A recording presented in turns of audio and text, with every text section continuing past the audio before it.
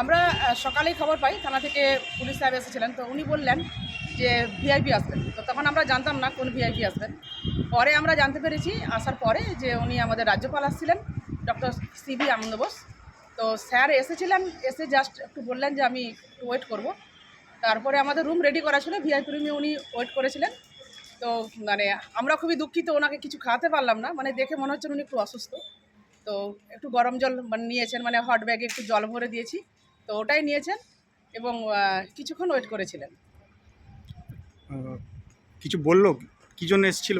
না না না, কিছু জানা গেছে? বললেন না, না ওটা জানতে পারলাম না, শুধু বললেন যে একটু ওয়াশরুমে যাবে, একটু ফ্রেশ হবেন। তো একটু রুমের মধ্যে একটুখানি ওয়েট করেছিলেন, খুব বেশি না। কোথায় যাচ্ছে জানা আছে? না, কোথায় যাচ্ছে জানেন না। তো সাহেবরা বলেছিলেন যে উনি আসবেন, আসার পথে এখানে একটু আসতে পারেন।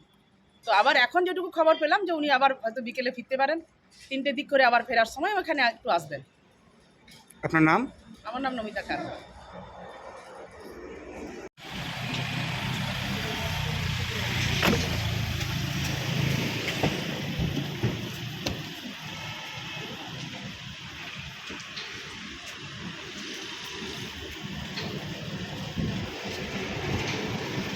পিছনে